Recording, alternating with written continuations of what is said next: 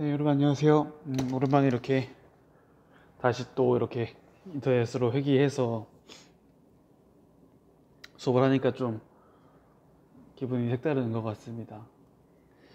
이번 주는 사실 거의 다 이제 세미나를 하는 게 2시간씩 들었을 텐데 대다수의 반이 목요일 날 모의고사랑 세 반이 겹쳐요. 그래서 웬만하면은 이번 주 월화수에 있는 각 1시간에서 여러분들 밤마다 1시간씩 들어 있는데 목요일날 시험이라서 이때 여러분들 이거 강의를 안 들으니까 선생님이 최대한 이번 주 원격 첫 번째 강의에서 최대한 진도를 더 나아가려고 합니다. 그래야지 여러분도 빨리 시험 공부할 수 있으니까 모르겠어요. 몇 분이 걸릴지는 모르겠는데 최대한 빨리 해보긴 할 건데 한번 살펴보시면서 따라와 주길 바랍니다. 바로 시작을 할게요. 이렇게 또 원격으로 하니까 좀 그렇네. 뭔가 기분이 좀. 아무튼 대면 계약에서 같이 했던 게 뭐냐면 첫 번째가 뭐야? 첫 번째는 바로 주기율표에서 각 원소가 이제 20개 뭐 우리 수로 20번까지 보니까 그 원소들이 원자 전자 벤치 그 해당 원소들이 이제 원자 구조에서 그 해당 원소들의 원자 구조에서 전자 배치를 살펴봤습니다. 첫 번째로 주기표의 전자 배치에 대해서 살펴봤었고요.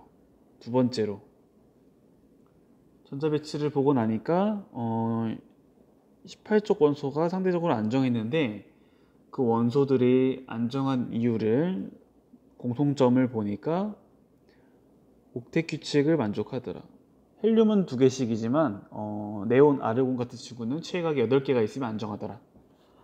이러한 옥텟 규칙을 바탕으로 다른 친구들이 걔를 모방하려고 한다. 그래서 예를 들어 방금 본이 아니라 여기 있는 나트륨 원자 같은 경우는 이런 식으로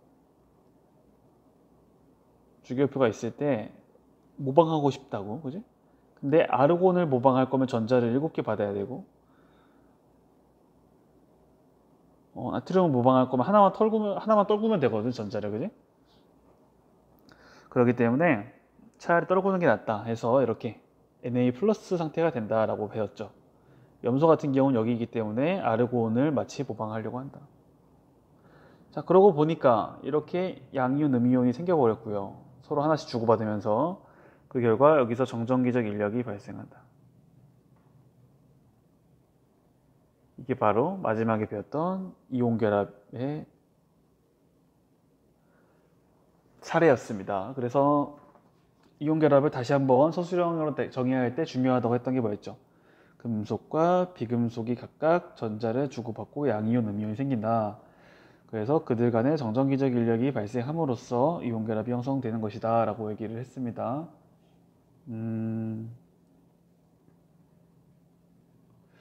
뭐 더 해서 그때 선생님 봤던 예시 중에 하나가 다음 예시로 만약에 Mg랑 CL이 만났을 때는 우리가 MgCl2가 되면서요. 이렇게 전하가 딱 똑같지 않을 때는 이렇게 개수비를 조절함으로 인해서 전체적으로는 전기적 중성을 만들어주는 결합을 합니다. 사실 얘가 2개를 뱉었으니까 전자를 2개를 뱉었으니까 얘가 혼자서는 하나밖에 받을 여력이 안 돼요. 그래서 Cl 하나 더 데리고 와서 이 2개를 커버한다라고 표현하기도 했고요. 화원이란다. 통합과학에서 주기율표 20번 내에서 가장 어렵게 나올 수 있는 원소는 원소 형태의 이온결합의 조합 원소는 다음과 같다라고 했어요. 그래서 AL과 O가 만났을 때 알루미늄과 O가 이온결합 화합을 형성했을 때는 과연 어떤 구조가 어떤 화학식이 가장 안정할지를 보면 얘는 3개씩 뺏고 얘는 2개씩 먹는 친구란 말이야. 이거를 고민을 해보면 3과 2의 공배수인 6을 떠올리게 됩니다. 최소 공배수인 6을 떠올리게 되면서 얘가 두 마리가 있다면 6개를 뱉을 것이고 그거를 이 친구 3마리가 와서 먹으면 정확하게 6개가 일로 슉 가는 결과를 나타내게 됩니다. 그래서 우리가 복잡한 화학식의 경우 이온 결합을 따질 때 이렇게 금속, 비금속으로 이루어진 이온 결합을 따질 때 그 가수의 공배수를 노리면 되겠습니다. 그래서 MgCl2 얘기했었고요. 이 문제를 푼 반이 있고 안 푼 반이 있는 것 같아서 혹시 몰라서 한 번만 더 설명하고 가겠습니다. 자, 다음 그림은 세 가지 원자 A, B, C의 전자 배치를 나타내는 것입니다. 자, 전자 배치를 보고 나서 알 수 있는 게 이 친구 네온 같고요. 얘는 산소 같고 얘는 나트륨 같습니다. 세보면 자, 네온은 비활성 기체라서 화학 결합하지 않죠. 두 번째로 B와 C가 결합할 때 B는 음이온이 됩니다. 왜냐하면 얘는 금속이고 즉 하나를 털고 양이온이 되려고 하겠고요. 얘는 비금속이라 조금만 더 받으면 두 개만 더 받으면 풀로 찰 것 같아. 그래서 이 경우에 산소 같은 경우가 음이온이 된다는 거. 마지막으로 C는 화학 결합을 할 때 A와 같은 전자 배치. 자, 아까 말했죠. Na 플러스 상태가 됨으로 인해서 결합에 참여하는데 그때 보면은 네온과 정확하게 전자 배치가 같아진다. 왜냐하면 이게 날아가니까 이 두 껍질만 남게 되잖아, 그지? 그래서 나트륨 플러스는 마치 네온과 같다라고 얘기를 했었죠. 자, 둘째로 A 이거는 조금 다른 난이도입니다. A 플러스와 B 마이너스 상태를 줬기 때문에 A 플러스 상태를 준 것이라면 기존에 있던 A를 한번 생각을 해보면 기존에 있던 A는 이렇게 전자 두 개가 더 있어야 될 시절이고 B 마이너스 같은 경우는 지금 하나가 전자가 추가되어 있는 상태야. 그러니까 원래 하나가 없었다고 보면 될 것 같아요. 원래 있는 B 상태는 이렇게 전자 하나가 없는 상태여야 될 것 같습니다. 자, A는 이게 원래 A죠. 그래서 마그네슘인 것 같아요. 그래서 마그네슘은 금속 원소가 맞지. 두 번째, 얘는 지금 하나 받은 게 이거라면 염소입니다. 염소. 왜냐면 이게 하나 없던 게 B니까 원래는, 그지? 얘는 마그네슘이고 남아알 규인 황염 해서 둘은 같은 삼조기 소속이죠. 마지막, 이건 아직 안 배운 거지만 MgCl2 같은 경우는 이온 결합 화합물이고 이온 결합 화합물 오늘 바로 볼 거야. 이온 결합 화합물 같은 경우는 수용액 상태에서 전기 전도성이 존재합니다. 그래서 답은 5번이 되겠습니다. 자, 그래서 오늘 본격적인 주제는 이거야. 공유결합이야. 자, 이온결합은 그때 말했듯 금속과 비금속 원소의 화학결합인데 우리가 주변에 있는 많은 화합물들 이렇게 보면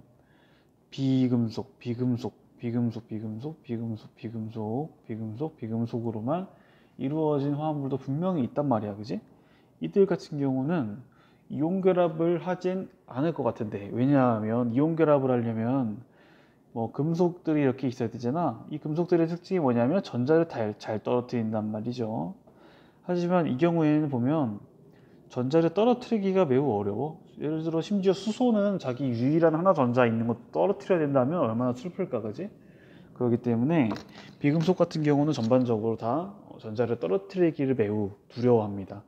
그러다 보니까 이러한 비금속끼리만의 어떠한 새로운 결합 방식이 탄생을 하게 된 것인데 그때 내가 잠깐 비유한 바이 있었을 텐데 탄소 원자 같은 경우는 원자가 전자가 4개잖아요. 체외각 전자가 4개 1껍질에 이렇게 2개 있고 2껍질에 4개인데 4개를 받기도 어렵고 그렇다고 4개를 다시 털기도 어렵고 둘 다 어렵단 말이야. 이러한 상황을 해결해 주기 위해서 등장한 개념이 약간 넷플릭스 아이디 공유한다라고 내가 얘기했었지. 내가 약간 넷플릭스를 그냥 제값 주고 사긴 아깝고 쉽게 말해 전자를 4개 받긴 너무 힘들고 하나 정도만 이렇게 좀 꼬우면 좋을 것 같은데 라는 생각을 선생님도 넷플릭스 아이디를 빌려오면 좋겠는데 라는 생각을 하는 것처럼 그러한 대여와 공유의 개념이 여기서부터 발생하게 됩니다. 자, 지금 보면은 H2O부터 분석을 해볼게요. 물. 자, 물 같은 경우는 산소가 일단 하나 있고 수소 원자가 이렇게 2개 있죠. 근데 이들의 니즈, 이들의 수요를 파악해봐. 이들의 욕구. 이들은 어떻게 원하냐, 뭘 원하냐면 수소 원자는 근처에 있는 비활성 기체를 따라 하려고 하겠지. 즉 헬륨처럼 전자 하나를 받고 싶어 한단 말이야. 반면에 산소는 맨날 얘기했듯 전자 2개를 받으면서 네온을 담고 싶어 합니다. 자, 이들의 니즈가 서로 맞는 순간이 언제냐면 봐봐. 자, 산소는 전자 2개를 원하는 친구야. 얘는 1개를 원하는 친구야. 자, 그러면 협상 테이블을 깔자. 자, 협상 테이블을 깔고 야, 수소 일로 와봐. 너네 나 전자 하나씩만 주면 안 되냐? 그럼 나 전자 8개 되는데. 그지? 산소 입장에선 그렇지. 그럼 수소는 어때? 야, 내가 너한테만 주겠냐? 나도 좀 받아서 나도 헬륨처럼 한번 좀 돼보자. 헬륨처럼 전자 두 개 좀 가져보자. 이러니까 산소가 그래 그냥 내 거 하나 줄게. 내가 원래 가지고 있던 거 그럼 너한테 같이 공유해 줄게. 이렇게 되는 거야. 쉽게 말해 이걸 이렇게 준다고 해봅시다. 그냥. 자, 결론은 어떻게 되냐? 자, 이게 협상 테이블인데 여기 수소 원자가 이렇게 와가지고 자기 거 하나 주면서 하나를 받았어. 수소 원자 입장에서 이 바운더리를 공유하면 자기 마치 두 개인 것처럼 헬륨처럼 느껴진다 이겁니다. 그래도 마찬가지겠지. 협상 테이블을 함께 이렇게 공유를 하면 자기가 가져온 거 하나, 너가 가져온 거 하나에서 두 개를 만족하니까 수소가 마치 헬륨이 된 것처럼 아주 기뻐하고 있는 모습이 다음과 같이 나타납니다. 산소 같은 경우는 어때? 자, 이거 하나 줬으니까 이제 남은 게 4개인데 하나씩 양쪽에 공유했으니까 이 4개 플러스 이렇게 공유한 전체 산소가 소유하고 있는 테이블을 보면 산소는 지금 거래를 2테이블 뒀잖아, 그지? 그래서 전체 하나, 둘, 셋, 넷, 다여, 일곱, 8개의 전자를 마치 네온처럼 가지고 있는 모습을 보이게 되겠습니다. 그래서 공유결합이라는 것의 형성 원리는 방금 말했듯 비금속 원소들이 서로 전자를 하나씩 더 주면서 이따가 보겠지만 2개, 3개씩 주면서 자기들의 니즈를 좀 만족시켜 주는 거야. 내가 하나 가져올게, 너도 하나 줘봐. 이런 식으로 해서 마치 내가 2개를 가지게 되는 것처럼 2개를 공유하게 되는 것처럼 이렇게 행동을 하는 게 바로 공유 결합입니다. 그래서 이렇게 조금 더 디테일하게 그리면 이렇게 같은 바운더리 안에 이렇게 교집합돼서 이렇게 전자를 함께 공유하고 산소 입장에서도 8개, 수소 입장에서도 2개, 수소 입장에서도 2개, 서로 각각 비활성 기체, 인근 비활성 기체 전자 배치를 따라가게 되면서 비교적 안정한 모습을 보이게 되는 것입니다.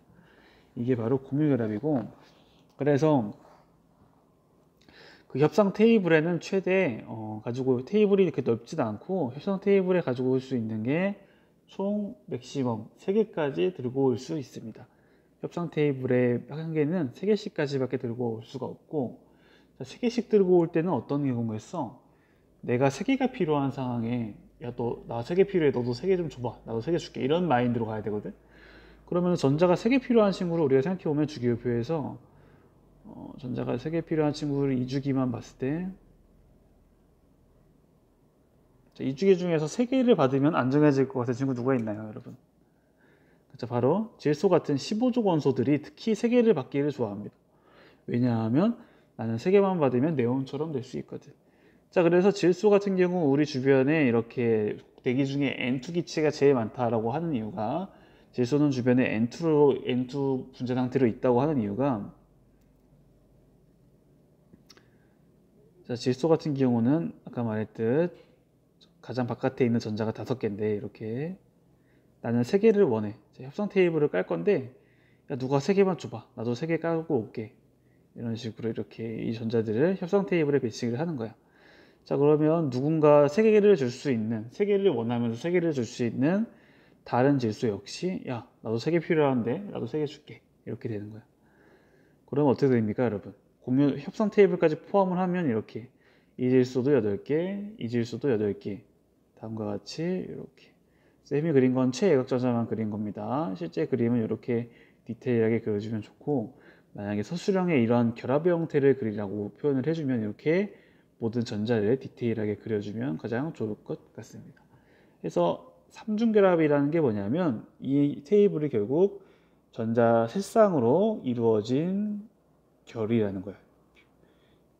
이들이 지금 함께 연합을 맺었는데 그 연합의 정도는 이렇게 세쌍으로 겹친 결합이다 라고 해서 삼중결합이라고 하겠습니다. 자, 이중결합 같은 경우는 2개가 니즈가 2인 수요자가 2개씩 원하는 상황이겠죠. 대표적으로 16종 원소들이 해당이 되겠고, 16종 원소에서 그래서 산소가 이렇게 서로 테이블에 2개씩 가지고 오면서 최외곽이 8개를 만족시켜 주는 모습을 보이고 있고, 단순히 그냥 17족 원소들 같은 경우 특히 이렇게 하나씩만 원하고, 사실 아까 봤듯이 수소도 1족 원소지만 얘는 헬륨을 담고 싶어 하기 때문에 하나씩만 원하는 친구들은 다음과 같이 협상 테이블이 비교적 간소하죠. 하나씩만 가지고 오면 협상이 이루어지니까 이렇게 거래를 트는 모습을 볼 수가 있습니다. 자, 그래서 우리가 많이 알고 있는 유명한 분자 내에서, 암모니아 분자 내에서 어떻게 결합이 형성되고 있는지. 분자라고 하면 여러분들, 분자라는 게 여러분들 많이 들어봤겠지만, 분자는 결국 이렇게 공유 결합을 하고 있는 단위체입니다. 여러분들 분자를 다시 한번 고등학생 됐으니까 다시 한번 정리하고 가면, 분자라는 건 이렇게 공유 결합하고 있는 덩어리야. 아까 봤던 물도 마찬가지로 공유 결합을 하고 있잖아, 그지? 물, 비금속끼리 공유 결합을 하고 있는 물 덩어리. 그렇기 때문에 분자라고 하는 거고, 그래서 우리가 소금을 분자라고 하지 않은 이유는, 소금 같은 경우는 이온 결합 물질이잖아, 그지? 애초에 이 정의에 어긋나. 그래서 뭐 암모니아 분자, 물 분자, 이산화탄소 분자, 싹 다 어떠냐면 비금속으로만 이루어져 있습니다. 그렇기 때문에 분자라고 애초에 부르는 거고, 우리가 소금은 분자라고 하지 않아요. 소금은 왜냐하면 이온 결합 물질이니까. 해서 암모니아부터 한번 해봅시다. 자, 암모니아는 현재 결핍이 3개가 결핍이야. 나는 네온처럼 되고 싶어 한다고 해서 질소는. 그래서 이 암모니아 속 질소 같은 경우는 3개가 결핍이기 때문에 나는 수소가 3마리가 와서 나랑 1대1로 협상 테이블을 꾸려줬으면 좋겠다고 생각을 하는 거예요. 그래서 암모니아의 원자핵 7 플러스, 아니 질소의 원자핵 7 플러스가 이렇게 있다면 1껍질에 전자 2개 있고, 이 껍질에서 그림을 어떻게 그리면 좋을까? 여기 5개의 전자가 있었는데 각각 테이블 여기다 이렇게 하나씩 깔아가지고 각각 이렇게 수소가 하나씩 들어오면서, 그림 너무 못 그린다. 수소 하나씩 들어오면서 우리가 총 8개의 전자를 질소가 만족하는 것처럼, 수소는 총 2개의 전자를 만족하는 것처럼 공유 결합을 하는 모습을 볼 수가 있습니다. 이거 그림이 원자에 있겠죠? 아니면 여기 답지를 보시면 조금 더 그림이 좀 잘 그려진 그림으로 한번 보기 바랍니다. 그래서 사실 우리가 이제 통합과학 단원에서 이렇게 지구 시스템, 생명 시스템 이런 용어를 많이 쓰는데, 결국 우리가 지금 화학 결합을 2가지를 배운 거야. 처음에 배웠던 이온 결합이고, 이온 결합은 금속과 비금속끼리, 방금 배운 공유 결합 같은 경우는 비금속과 비금속끼리 하는 결합이라고 방금 얘기를 했습니다. 해서 우리 지구를 구성하는 수많은 물질들, 예를 들어 물 같은 경우 둘 다 수소, 산소, 비금속이니까 공유 결합하겠죠. 이산화탄소 공유 결합하겠죠. 지구를 이루는 염화나트륨 같은 경우는 금비세트라 이온 결합, 산화철 같은 경우는 금비세트라 이온 결합. 반면에 우리 생명체를, 생명 시스템을 구성하는 다음과 같은 경우, 물은 봤으니까 탄단지 같은 경우 CHO, CHONS, CHO 하나같이 다 비금속 원소야. 그래서 사람 같은 특히 생명 시스템을 구성하는 물질들의 경우 대부분 공유 결합을 하고 있다는 것을 알 수 있습니다. 그래서 다음은 뭐 지구 시스템의 구성 요소와 해당 구성 요소의 구성 원소를 나타낸 것이다. 이 중 화학 결합 종류가 다른 것은? 이라고 내가 물어보면 여러분 어떻게 해야 돼? 그 물질을 구성하고 있는 원소를 살펴보시고요. 비비세트인지 금비세트인지, 금속 비금속 세트인지 비금속 비금속 세트인지 확인하시고, 그거에 따라 결합의 이름을 지어주면 되겠습니다. 그래서 진짜 마지막으로 생각보다 빨리 끝날 것 같네요. 범위가 엄청 많진 않네, 생각보다. 이제 이온 결합, 공유 결합의 정의를 배웠으니까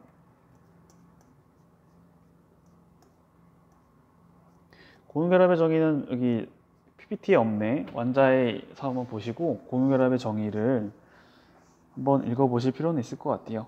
공유 결합의 정의는 거기 원자에 있는 거 한번 다시 같이 써보면 비금속 원소들이, 우리 이온 결합 정의할 때도 주어가 중요했지, 누가 하는지. 그때는 금비 세트였었고, 지금은 비금속 원소만 하면 되겠죠. 공유 결합이니까 비금속 원소들이 비금속 원소의 원자들이 전자쌍을 공유하면서 형성되는 결합이라고. 비금속 원사들이 전자쌍을 공유하면서 형성되는 결합이라고 하겠습니다. 이것이 바로 공유결합의 정의가 되겠습니다. 방금 얘기했죠. 비금속 원소들이 전자 결핍을 느꼈고, 그렇다고 나는 털거나 너무 많이 또 받기도 무서워. 그래서 그냥 야, 공유하고 말자 이러면서 주변에 있는 비금속도 모아서 함께 이렇게 같이 공유하면서 안정화를 취하는 모습을 봤죠. 이게 바로 공유결합입니다. 그래서 결합 두 개 배웠고, 그 두 개가 과연 우리 지구와 생명 시스템에 어떻게 영향을 미치는지를 본 거고, 마지막으로 결합별 특징이 한 4, 5개 되기 때문에 사지선다, 오지선다 내기 딱 좋습니다. 그래서 이온결합 화합물, 금속, 비금속으로 이루어진 다양한 우리 주변에 다 금비 세트지, 그지? 다양한 물질들 이렇게 존재하고 있고요. 쉽게 말해 베이킹 파우더, 이거 소다지 소다, 탄산수소, 나트륨, 소다고, 염화칼슘, 제설제나 습기 제거하는 걸로 우리 물 먹는 하마 같은 거 이런 식으로 쓰이고 있습니다. 첫 번째, 이온결합, 즉 소금과 같은 친구들을 생각하면 편해요. 소금 같은 경우 물에 잘 녹습니다. 여러분들 아는지 모르겠지만 물은 극성용매야. 극성용매라는 건 플러스 마이너스 극을 띈다는 얘기입니다. 화원을 하는 친구들 나중에 혹시 배우겠지만, 물을 이렇게 보면은 약간 여기 산소 쪽이 조금 마이너스를 떠. 이게 부분적으로라는 기호야. 부분적으로 마이너스를 띄고, 수소 쪽이 부분적으로 플러스를, 아주 미세한 극을 띱니다. 양쪽에 극을 가지고 있기 때문에, 그로 인해 우리가 알고 있는 이온결합, 이 양이온과 음이온이 이 플러스 마이너스를 부분적으로 띄고 있는 물과 인력을 주고받으면서 매우 잘 섞입니다. 그래서 첫 번째, 이온결합 화합물은 이렇게 양이온과 음이온으로서 물에 잘 둘러싸인다. 이게 이온결합의 첫 번째 특징이고요. 이렇게 물에 녹다 보면 이게 전원을 연결했을 때 이렇게 이온이 해당 극 쪽으로 끌려가면서, 반대편 극 쪽으로 끌려가면서 결국 전하의 흐름이 발생하게 됩니다. 전하의 흐름이란 곧 전류지, 그치? 즉 액체 상태에서, 수용액 상태에서 자유롭게 이렇게 떠돌 수 있으면 전기가 흐르게 됩니다.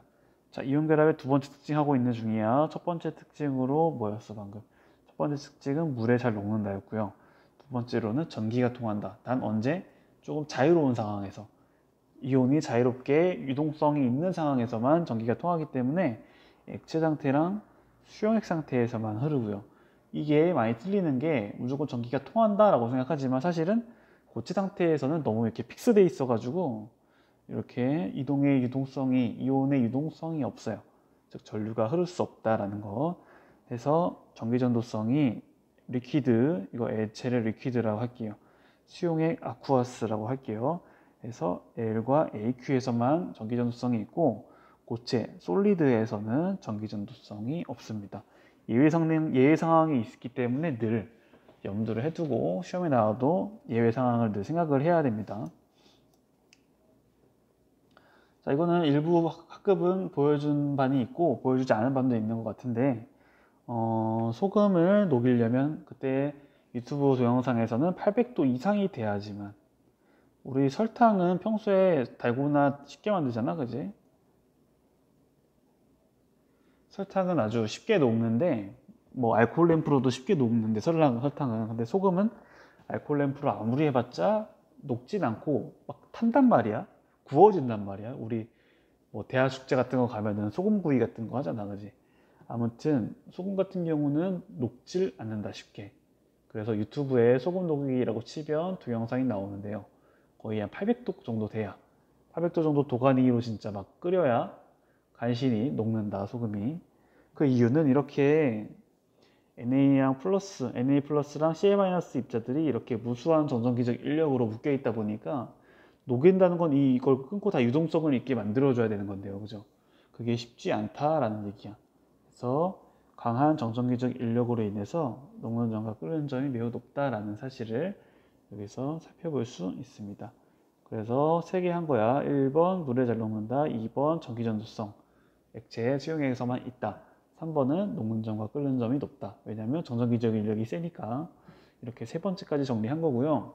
완자에는 살짝 구석에 써 있지만 이렇게 소금은 상당히 잘 부스러지지. 왜냐하면 내가 조금만 힘을 줘도 살짝 밀리기만 해도 뿔뿔마마 이런 식으로 엄청난 반발력이 작용하게 됩니다. 같이 이렇게 있을 때 괜찮은데 이렇게 반발력이 작용하는 순간 얄짤없이 바로 깨지는 거야. 반발을 팍 해버리는 거야, 그지?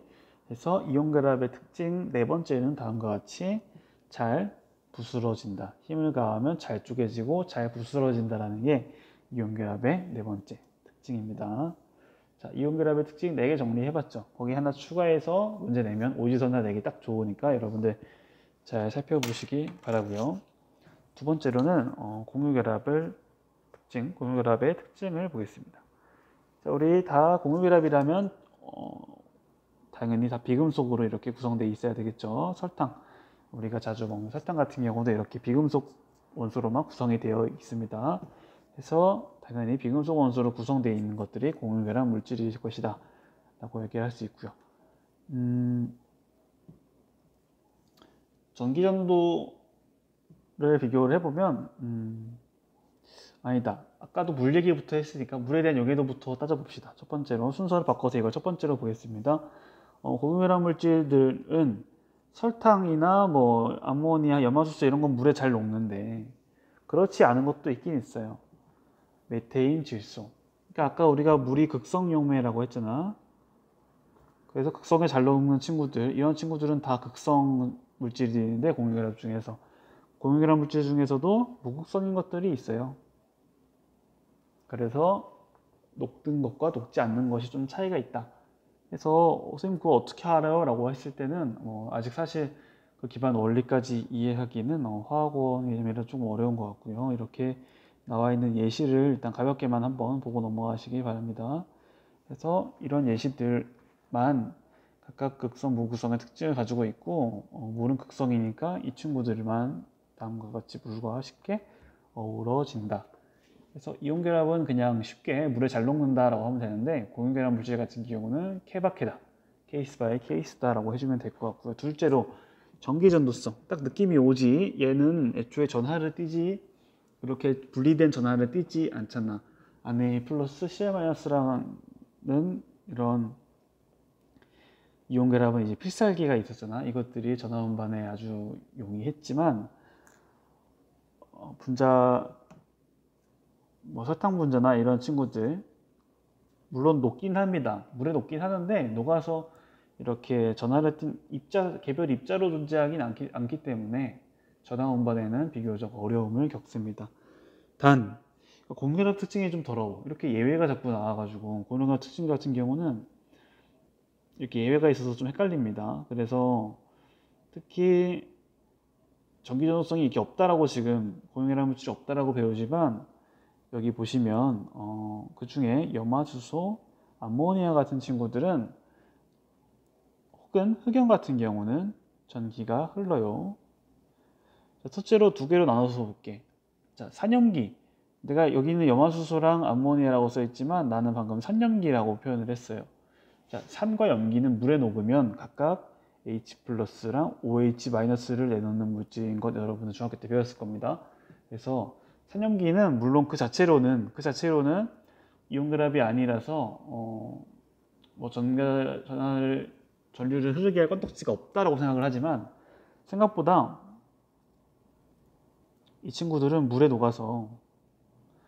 녹으면 이렇게 전하를 띠는 입자를 방출하게 된다는 거야.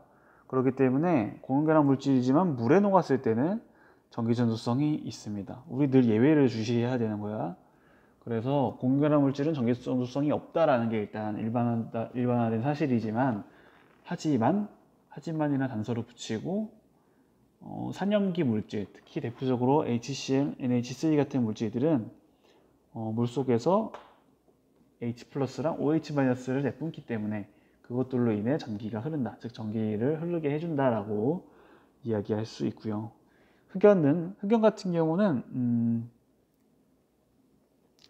흑연이 약간 판상구조라고 이렇게 설명을 주로 하는데 여러분들 그 벌집의 육각무늬잖아. 그 육각무늬가 이렇게 겹쳐져 있는 느낌인 겁니다. 흑연이 위아래로 이렇게 층층이 육각무늬가 겹쳐져 있는 게 흑연인데, 이 사이로 전자가 되게, 여기 흑연에 전자 하나씩이 남아 있는데 이 전자가 이렇게 왔다 갔다 다닐 수가 있대요. 매우 신기하지, 그치? 그래서 흑연은 탄소니까 탄소 기반 물질이라서 공유결합 물질인데, 예외적으로 전자가 저렇게 중간에서 떠다닐 수 있는 굉장히 신기한 구조를 이루고 있습니다. 그래서 여기 좀 어렵죠. 일반화된 다 그냥 전기전소성이 없다, 뭐 물에 잘 녹는다 이러면 편한데, 공유결합은 예외가 굉장히 많아. 그래서 공유결합의 예외도 잘 한번 보시면 좋겠죠. 그래서 물에도 녹는 게 있고 안 녹는 게 있지만, 전기를 흐르게 해주는 게 있고 그렇지 않은 게 있다. 투영액 상태에서, 또는 뭐 흑연 같은 경우 고체 상태에서 이미 흐르고 있고요. 아까 말했듯 설탕은 녹이기가 매우 쉽다. 심지어 드라이아이스는 딱 공기 중에 꺼내놓기만 해도 바로 그냥 기체가 되려고 그래. 바로 끓어버리는 거야, 어떻게 보면. 그지? 어떻게 보면은 액체에서 고체로, 그러니까 액체에서 기체로 가는 끓는다는 형상 없이 바로 그냥, 워낙 얘가 끓는 점이 낮기 때문에 고체에서 그냥 바로 기체로 가는 모습을, 끓는 점이 매우 낮은 모습을 볼 수가 있습니다. 그래서 공유결합의 특징 세 번째는 이렇게 이온 사이에 전장기적 인력 같은 것들, 그 힘이 없단 말이지, 이 친구들 같은 경우는. 그래서 녹는 점과 끓는 점이 비교적 낮아서 녹이고 끓이기가 쉽다라는 것. 그래서 아까 말했듯 우리 다양한 시스템을 구성하는 대표적인 물질들이 있고요. 물은 그래서 우리 몸의 70%를 구성하고 있고, 다양한 화학 반응이 일어나게 도우면서 비가 오거나 눈이 오거나 기상현상, 그 다음 산소 같은 경우는 너무 중요하죠. 대기의 21% 호흡에 이용된다. CO2 같은 경우는 우리가 호흡하면서 방출하는 것이고, 식물 같은 경우는 광합성에 이를 재료로서 활용을 하죠. 질소 같은 경우는 대기의 약 78%, 그리고 과자 봉지의 거의 뭐 78%를 차지하죠. 그래서 질소 같은 경우도 많이 쓰이고 있고, 규산형 광물이라고 하는 이렇게 생긴 물질, 규소랑 산소, 규산 이온과 다른 양이온들, 비금속 원소들이 결합한 물질 해서 그냥 이 규산 이온이 들어간 물질이라고 보시면 됩니다. 이거 같은 경우도 마찬가지로 우리 지각을 구성하는 메인 요소가 되고 있습니다. 그래서 지금 같은 경우는 공유결합 물질들이 우리 주변에 어떻게 존재하고 있는지를 이야기한 겁니다. 자, 오늘 그래서 뭐 이런 특징 같은 거는 또 보고 한번 보면서 아, 이렇게 있구나라고 보면 되는데, 오늘 핵심 중에서는 이제 이 공유결합을 그려보는, 공유결합을 이렇게 전자배치를 통해 그려보는 게 오늘의 가장 핵심인 것 같아요. 여러분들 시간 좀 남았으니까 완자 뒤에 있는 문제 풀어보면서 이거에 최대한 빨리 익숙해져야 될 것 같습니다. 비금속 원소들이 전자를 공유할 때 이렇게 판 깔아서 그 판 내에서 서로의 니즈를 만족시켜주는 이러한 모습을 여러분들이 한번 디테일하게 그려본다면 공유결합 이해에 조금 더 도움이 되지 않을까라고 생각을 합니다. 자, 오늘 이렇게 원격으로 오랜만에 하는데 아무래도 좀 듣느라 지겨웠을 것 같아요. 뭐 내용이 쉽지도 않고. 그래서 개인적으로 좀 복습해 보면서 얼마 남지 않은 시험, 이제 마지막 범위가 끝난 겁니다, 여러분. 이게 시험 범위 끝이니까 한번 대비해 보면서 지난 시간부터 한번 쭉 따라오는 흐름을 통해 각자의 정리 방법으로 정리해 보시길 바랍니다. 고생 많았습니다.